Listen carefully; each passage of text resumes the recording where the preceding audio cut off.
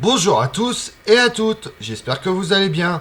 Aujourd'hui, on va s'intéresser à la marine française, qui compte parmi les fleurons du grand siècle, par leurs succès et leurs exploits, qui ont permis la grandeur de Louis XIV, tout comme les guerres européennes et terrestres. Tout ce lustre doit beaucoup aux efforts acharnés d'une poignée de ministres compétents, d'administrateurs actifs, de financiers entreprenants. Le résultat, la marine française dispute le sceptre des mers aux plus illustres nations maritimes. Vous voulez en connaître plus sur la marine du roi Soleil? Venez avec moi. Au cours du XVIIe siècle, les rois de France font de leur pays la première puissance terrestre d'Europe.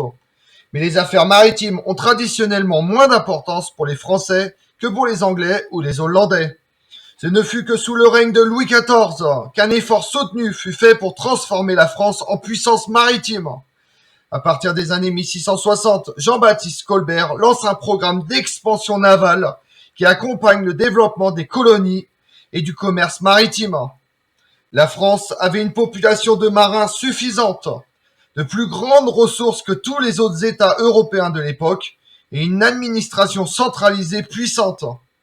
Mais il lui manque la volonté politique de conserver des forces navales plus puissantes que les autres. Né à Reims, Jean-Baptiste Colbert apprend son métier d'administrateur au service du cardinal Mazarin, qui gouverne la France pendant la minorité de Louis XIV. Lorsque ce dernier prend le pouvoir en 1660, Colbert fut nommé contrôleur général des finances et surintendant des bâtiments, des arts et manufactures. En 1669, il fut fait secrétaire d'État à la marine. Colbert voit qu'une marine forte était essentielle à la protection du commerce maritime et à l'expansion de l'Empire français. Ces réformes financières augmentent les revenus de l'impôt, permettent la construction d'installations navales et d'une flotte puissante. Dans ces dernières années, Colbert perd sa popularité puisqu'on considère comme le responsable des impôts élevés que financent les guerres de Louis XIV. Il ne parvient jamais à convaincre le roi de France de l'importance de la puissance navale et du commerce transatlantique. Mais à sa mort, en 1683, la marine française était la plus grande d'Europe, avec 117 bâtiments de ligne, 1200 officiers et plus de 50 000 hommes. Le cardinal de Richelieu, ministre du roi Louis XIII, avait fait les premiers pas vers la création d'une marine française dans les années 1620. Mais pendant la Fronde, lors de la minorité du roi Louis XIV, la marine est divisée entre royalistes et frondeurs. Colbert doit donc recommencer presque tout à zéro. Son but est de créer de puissants bâtiments de guerre aux équipages et officiers très efficaces, soutenus par une infrastructure performante. Pour bâtir les navires, il commence par acheter une expertise étrangère, employant notamment des maîtres constructeurs, des navires hollandais, mais aussi anglais, Anthony Dean et le napolitain Baciano Pagallo. Par ce transfert de technologie, les Français deviennent rapidement des constructeurs de navires adroits. Ils préfèrent les grands trois-mâts de ligne, décorés de magnifiques figures de proue et de sculptures par des artistes de renom, comme Pierre Puget. Le grand ingénieur militaire français Vauban se vit confier la construction de la fortification des bases navales. Toulon et Brest devinrent des ports principaux. Le premier pour la Méditerranée, le second pour l'Atlantique.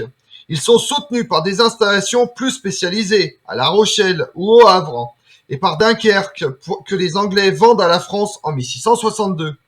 Colbert promet aussi des améliorations dans la navigation et l'hydrographie. En 30 ans, la marine française passe de 18 à 125 vaisseaux, sans compter les galères de 1660 à 1690. En 1668, Colbert institue le système de l'inscription maritime pour les conscriptions des marins. Tous les marins de France doivent se faire recenser, et les hommes du registre sont appelés par rotation en classe. Chaque classe servait pendant un nombre d'années fixe. Pour rendre ce service obligatoire moins désagréable, il comprend certains avantages sociaux. Les enfants des marins en service reçoivent une éducation gratuite, et les hommes peuvent également bénéficier de congés pour maladie. La solde des marins est envoyée à leur famille plutôt que payée à bord du navire, pour empêcher que les hommes ne la dépensent en boissons et en femmes de petite vertu. Certains officiers furent transférés de l'armée à la marine. D'autres furent rappelés de leur service auprès de la flotte des galères des chevaliers de Saint-Jean de Jérusalem à Malte, où de nombreux gentilshommes français avaient acquis une expérience navale. La création de la compagnie des gardes de la marine permet à de nombreux jeunes hommes de la noblesse d'entrer dans la marine en les formant pour devenir de futurs officiers. La structure de la société française exige que les commandants en chef soient des nobles, mais le mérite est généralement récompensé. Abraham Duquesne était né dans une famille marchande de Dieppe, mais fut anobli pour pouvoir occuper un commandement. L'expérience maritime des officiers français ne sont pas toujours irréprochables. L'amiral Jean d'Estrées perdit une flotte entière par erreur de navigation et percuta des rochers dans les Antilles en 1678. Mais il faisait généralement preuve de beaucoup de courage et d'esprit au combat. La flotte de Louis XIV reçoit son baptême du feu pendant l'alliance avec l'Angleterre durant la guerre de Hollande en 1672-1678. Elle combat les Hollandais et les Espagnols en Méditerranée, puis affronte les Anglais et les Hollandais ensemble dans la guerre de la Ligue d'Augsbourg à partir de 1688. Les Anglais et les Hollandais sont mal préparés pour ce conflit et les Français commencent par remporter des succès remarquables. Une armée fut débarquée en Irlande et la victoire à Bézévières en 1690 dans le sud de l'Angleterre donne à la France la maîtrise temporaire de la mer. Mais une guerre majeure mit bientôt la structure créée par Colbert à rude épreuve. La conscription ordonnée n'apporte pas assez de marins et bientôt les recrutements de force fut instauré. Ce qui n'empêche pas les navires de manquer de membres d'équipage. Puisque la France était à la fois une puissance méditerranéenne et atlantique, concentrer toutes ses forces navales pour prendre le contrôle de la Manche est impossible. Une grande défaite lors des batailles jumelles de Barfleur et de la Hougue en 1692 convainc Louis XIV que les grands affrontements des flottes sont aussi coûteux qu'inutiles. Renonçant à la lutte pour le contrôle des mers, Louis XIV ordonne à ses marins de se concentrer sur le pillage des navires marchands. En cela, il connut de grands succès, avec des capitaines aussi audacieux que René Duquin-Trouin ou encore Jean Bart, à la tête de petits groupes de chasse. Quand la guerre s'acheva en 1697, environ 4000 navires anglais et hollandais ont été capturés, dont le très précieux convoi de Smyr en 1693.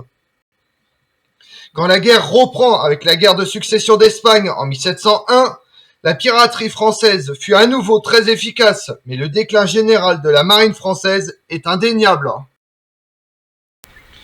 Comme on l'a vu, le règne de Louis XIV comprend de nombreuses guerres dans lesquelles la marine tient une place de plus en plus importante.